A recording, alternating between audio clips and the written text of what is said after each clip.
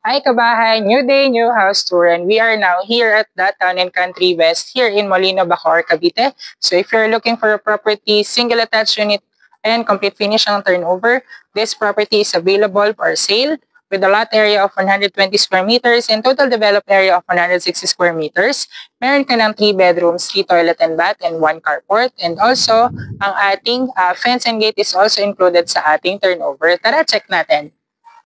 Before we enter mga kabahay, I want you to see this frontage area. So this is the carport area. So as you can see, meron na itong fence and gate na included upon turnover. Meron tayong lamppost. And then syempre ang ating wide frontage. Pwede kayo maglagay dito ng mga small pots. And then meron tayo ditong doorbell na included. On this area naman is the entrance gate natin papunta sa ating property. So this one, ang ating tiles po is non-skid. And then, meron tayo ditong inside gardens on both sides.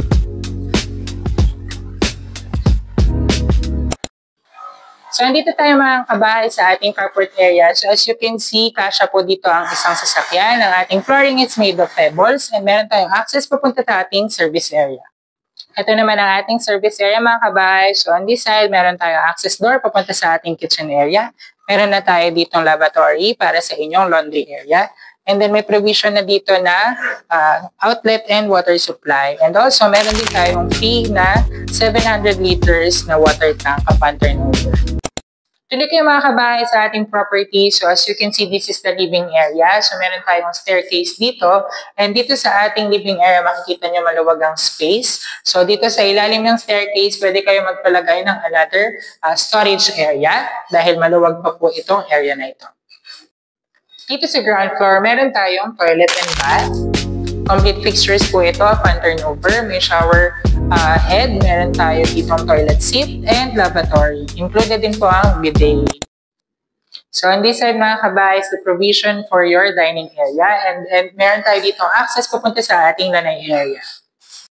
So dito tayo mga kabahay sa ating kitchen area. Dito sa kitchen area, makikita nyo complete finish po ang ating turnover. Meron tayong over and under na built-in cabinets plus the storage area. On this side is the provision for your cooktop stove. And then dito naman ang ating range hood. Meron tayo ditong double sink na made from quartz. And then on this area is the provision for your refrigerator. Let's check mga kabahay ang ating bedroom number 1 here at the ground floor. So if you are with your elders or you have a maid, pwede ito i-convert as their room. Meron tayo dito ang built-in cabinets na floor to ceiling. Naka 60 by 60 tiles tayo dito.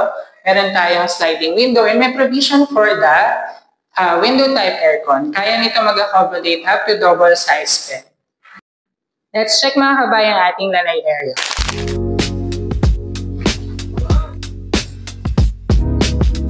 So, ang ating staircase mga kabahay is made of concrete and tiles. Meron tayo ditong metal railings and ang handle po nito is made of wood. Meron din tayo ditong fixed window on the side. And as you can see, high ceiling po ito and ang ating ceiling is naka-PVC.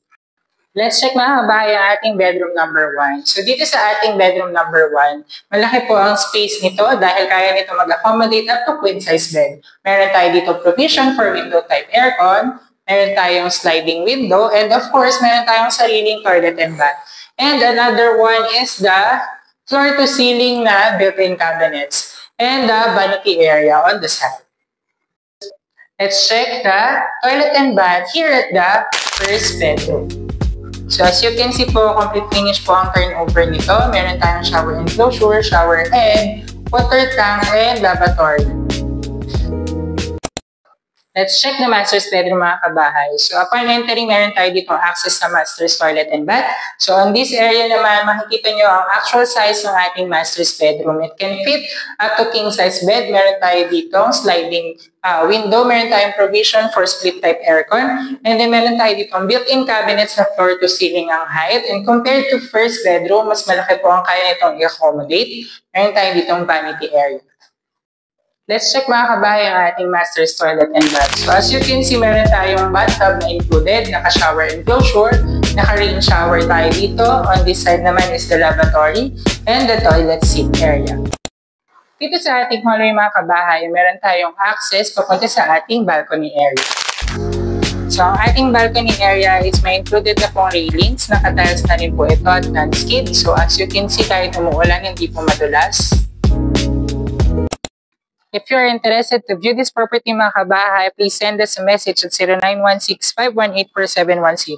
This is Juan Tapawan of XCCA Properties or PRC, and this is the accredited salesperson. Thank you for watching.